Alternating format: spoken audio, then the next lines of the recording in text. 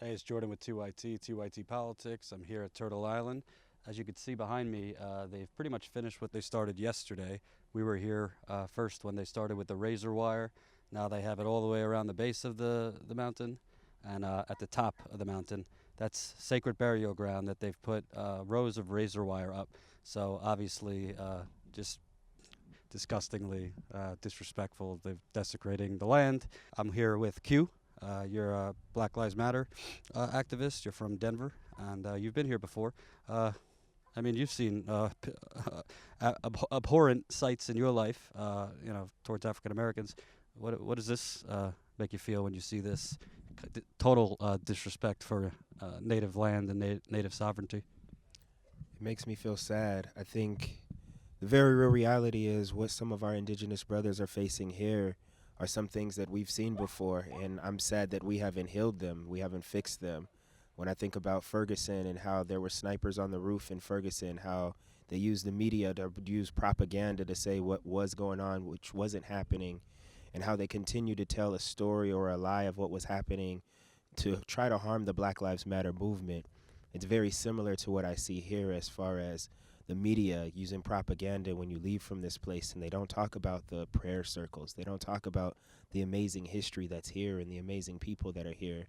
They try to use propaganda and fear mongering and all these different type of tactics. So I think when I look back and see this razor wire, it reminds me of just what fear can do and how fear has been used for so long in this country to really divide people and also to keep marginalized people marginalized.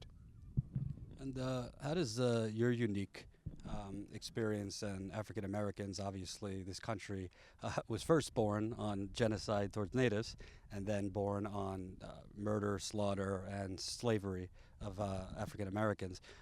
What's the connection for you between Black Lives Matter, African Americans, and indigenous people who I think now the whole world and the whole country are being reminded of are still being pretty much belittled as inhuman. I think there's a few major connections in which we look at. If we look at the enslavement of Africans after they came to this country and those who had the audacity to try to be free, that there were individuals along the Underground Railroad who were of indigenous descent, who were actually individuals who were helping to champion and cardinal get them to freedom. So when I start to look at my history, it would be a robbery for me not to repay back some of the individuals of indigenous descent who helped some of my ancestors get free. And I know as we start to go through history, if you know about the Black Seminoles who came from Florida, these are individuals of Black and African descent who are actually indigenous as well. So often we try to make these two histories very different, but they're very similar. And just on a personal stint, my family followed the Trail of Tears that relocated in Oklahoma. And my great grandfather, who was of a slave, and my great grandmother, who was of a tribe, they married and they had a child, which is my grandmother, Matistella Holcomb, and she was born in an area in which would have considered a reservation. So moving forward and thinking about what that history actually means to me, America has given the distinction that I am not indigenous because of how much is in my blood, but you cannot take away the history of where I've come from and the memories of what my family's told me. And when you look at scenes like Ferguson, when you look at scenes like Baltimore, North Carolina, I mean, we could go on, Baton Rouge, the media, every reporter, every anchor is like out there right away. If there's a line of militarized police, if there's African American white people standing with Black Lives Matter, it's wall-to-wall coverage. I saw it for days with Ferguson. I saw it for days with Baltimore, and rightly so. Like the media should be there, but it seems when there's an oil company involved, or it's Native Americans. We just don't have time. We can't make it to North Dakota.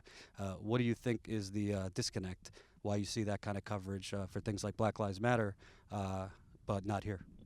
Well, I think, make no mistake, we have not gotten the airtime that we deserve. There have been over 163 individuals who have been killed within the last year. And when we look at that, you probably can only name 5 to 10. And although some of those larger incidents are incidents that people can name and we see the wall-to-wall coverage, even the coverage that's there may not actually be the coverage that's needed or necessary.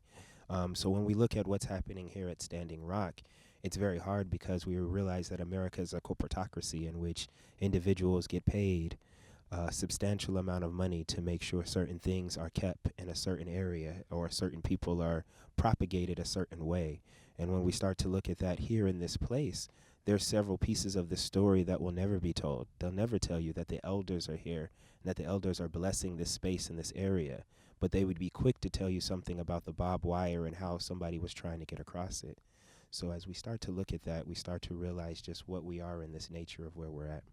So one thing that's been constant with African Americans and Native Americans is economic genocide. I mean, African Americans, it's not just straight up racism. It's also the economic racism, the environmental racism. As you know, this was supposed to go through a white neighborhood, and then they rerouted it to here. How do you fight back against that? I mean, we have the president, the next president, has referred to African Americans as look at my black person over there in the crowd. He's offended at pretty much every group you could think of. His policies are pretty economically, constraining on middle class and low income people. He talks about the inner cities, but he's never been to an inner city in his life.